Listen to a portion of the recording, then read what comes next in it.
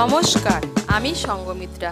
আমার এই সহজ রান্না চ্যানেলে আপনাদের সবাইকে স্বাগত। আজ আমি রান্না করছি মুগ ডাল দিয়ে শীষ পালংয়ের ঘন্ট। আপনাদের যদি এই রান্নাটা ভালো লাগে তাহলে লাইক এবং শেয়ার করবেন, আর আমার এই সহজ রান্না চ্যানেলটাকে সাবস্ক্রাইব করে পাশের বেল আইকনটা দাবাতে ভুলবেন না। মুগ ডাল দিয়ে শীষ পালংয়ের ঘন্ট বানানোর জন্য লাগবে, প্রথমেই লাগবে শীষ পালং। আমি শীষ পালংগুলো এভাবে কেটে নিয়েছি। আর লাগবে আলু, কাঁচা লঙ্কা, স্বাদ মতো নুন, লাগবে হলুদ গুঁড়ো, ফোড়নের জন্য নিয়েছি তেজপাতা, শুকনো লঙ্কা, পাঁচফোড়ন, লাগবে মুগ ডাল আর আদা আমি থেতো করে নিয়েছি। রান্নাটা আমি সাদা তেলে করছি, আপনারা চাইলে সর্ষের তেলও করতে পারেন। আমি কড়াইতে 2 বড় চামচ সাদা তেল দিয়ে দিয়েছি। তেলটা আমার গরম হয়ে গিয়েছে। এর মধ্যে আমি প্রথমে আলুগুলো ভেজে নেব। আমি 2টো মিডিয়াম সাইজের আলু ছোট ছোট টুকরো করে কেটে নিয়েছি।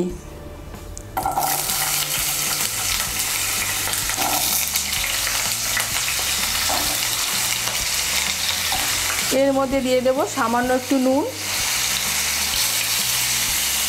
আর সামান্য একটু হলুদ গুঁড়ো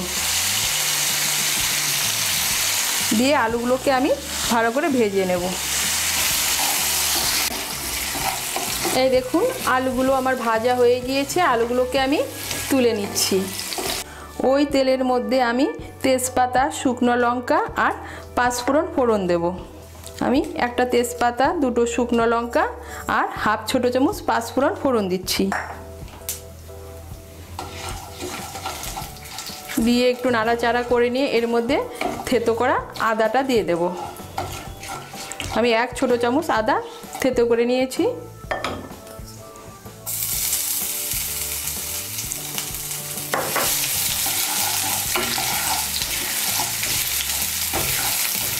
আদাটা দিয়ে একটু নাড়াচাড়া করে নিয়ে এর মধ্যে আমি মুগ ডালটা দিয়ে দেব। আমি 1 মুঠ মুগ ডাল ভালো করে ধুয়ে নিয়েছি।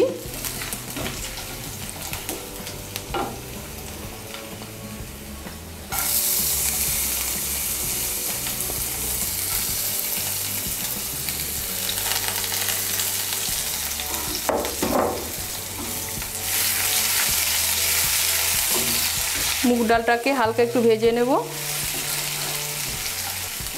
এই দেখুন, ডালটা ভাজা হয়ে গিয়েছে। এখন এর মধ্যে আমি শীষ পালংটা দিয়ে দেব।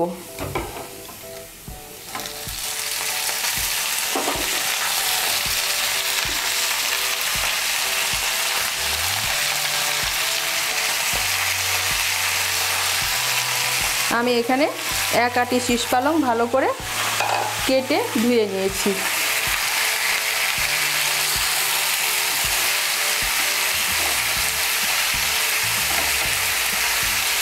শীষ পালংটাকে তেলের সঙ্গে ভালো করে মিশিয়ে নেব। এই দেখুন, শীষ পালংটাকে আমি ভালো করে তেলের সঙ্গে মিশিয়ে নিয়েছি। এখন আমি আঁচটাকে মিডিয়াম করে 1-2 মিনিটের জন্য ঢেকে দেব। আঁচটাকে মিডিয়াম করে আমি 2 মিনিটের জন্য ঢেকে দিয়েছিলাম। এখন আঁচটাকে বাড়িয়ে দেব। বাড়িয়ে দিয়ে একটু নাড়াচাড়া করে নিয়ে এর মধ্যে আমি স্বাদ মতো নুন দিয়ে দেব। আমি আলু ভাজার সময় নুন দিয়েছিলাম, তাই নুনটা এখন একটু কমিয়ে দেব, লাগলে পরে আবার দেব। দিয়ে দেব সামান্য একটু হলুদ, দিয়ে দেব চিড়ে রাখা কাঁচা লঙ্কা,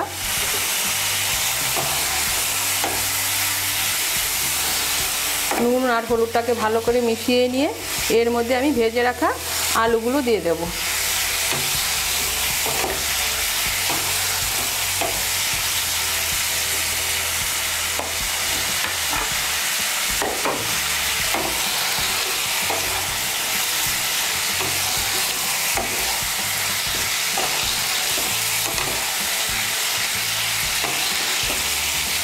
এর মধ্যে দিয়ে দেব সামান্য একটু চিনি। চিনিটা অপশনাল, আপনারা যারা চিনি পছন্দ করেন না তাদের চিনি না দিলেও চলবে।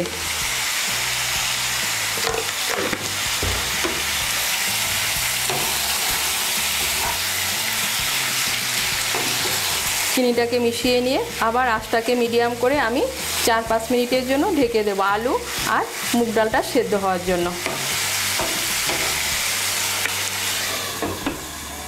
আঁচটা মিডিয়াম করে আমি 5 মিনিটের জন্য ঢেকে দিয়েছিলাম। আঁচটা বাড়িয়ে দিয়ে একটু নাড়াচাড়া করে নেব আর দেখে নেব ডালটা সেদ্ধ হয়েছে কিনা। আমার ডালটা পুরোপুরি সেদ্ধ হয়নি, তাই এর মধ্যে আমি সামান্য একটু জল দেব। আমি এর মধ্যে 1/2 কাপ গরম জল দিচ্ছি।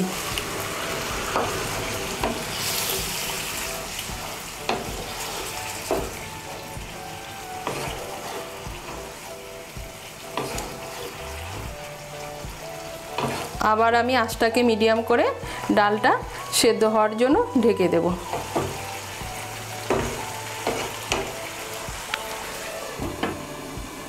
আঁচটা মিডিয়াম করে আবার আমি 5 মিনিটের জন্য ঢেকে দিয়েছিলাম ডালটা সেদ্ধ হওয়ার জন্য।